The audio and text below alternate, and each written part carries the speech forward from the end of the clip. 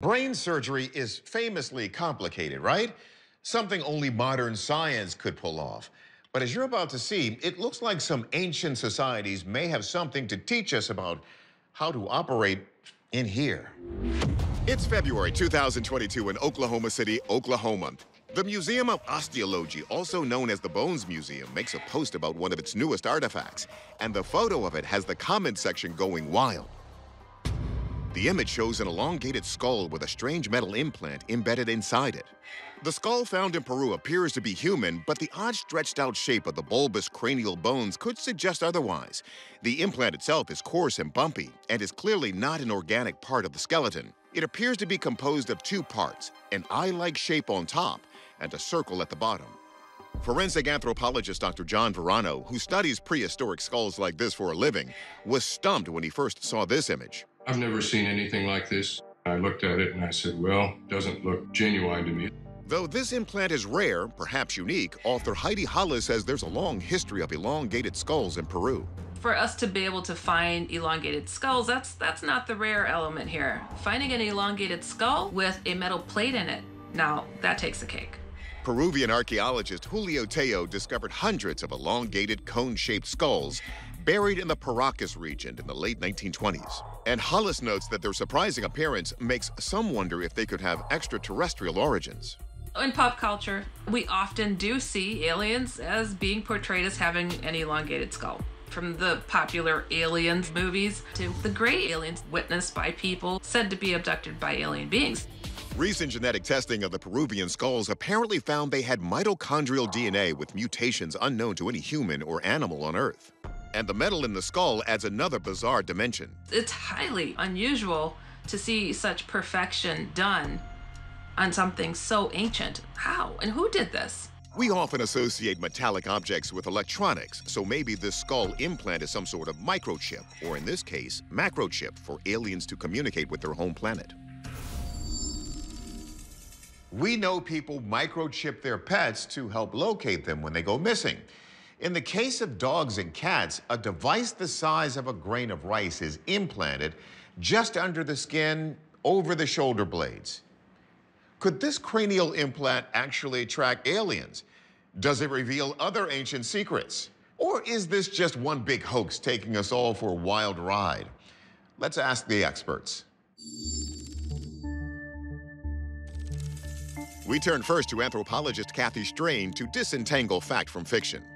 There have been a lot of known hoaxes in archaeology, in particular with Peruvian skulls, crystal skulls that were found all over the world that were said to have been made by alien technology. Those were fakes. We know that they were cut by a jeweler's equipment, and so it's always possible that something can be hoaxed. But Strain says there's reason to believe the skull is authentic. We can see every element of what a human skull looks like. That is not easy to hoax, because bone is bone. We can also date this using radiocarbon, and so that would tell us for certain that it is 2,000 years old. So since this skull seems to be real, could it actually belong to an ancient alien who visited Earth from another planet? Archaeologist Dr. Ed Barnhart says that though we associate elongated skulls with aliens, there's historical evidence that they are, in fact, human. This shows what we call cranial deformation. And that means that probably when this individual was very young, boards were strapped to the skull so that it would elongate and change the shape of the skull. It was very prevalent in South America, where this skull is believed to have come from. Barnhart says it was generally people of elite status from Andean cultures like the Paracas who underwent this practice. Yet we know some people who claim they've been abducted by aliens who say they had metal devices implanted into their bodies. So maybe these are actually alien implants into human abductees who've undergone skull elongation. Or is it possible these South Americans were able to also carry out other complex skull modifications like this?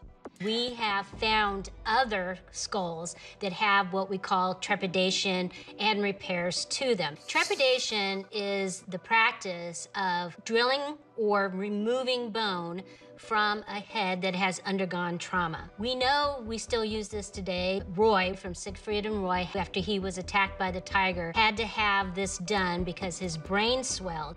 Strange says a recent amazing discovery in Peru in late 2021 may solve the riddle. These are obsidian surgical tools found in what's believed to be a doctor's grave. Strange says this proves ancient South Americans actually had the know-how to perform this dangerous procedure. Yet even though trepanation is a recognized ancient practice, John Verano still isn't convinced this implant is authentic since he's never seen metal like this from that time. If this skull with its metal implant is genuine, and if it really reflects surgery and implant, of course it would be a significant historic discovery, but given that it doesn't look like anything I've ever seen in metallurgy in the Andes, that's why I have my doubts. So while John leans toward this being a hoax, there's plenty of other evidence to suggest this is the 2,000-year-old skull of a human who survived a life-threatening surgery.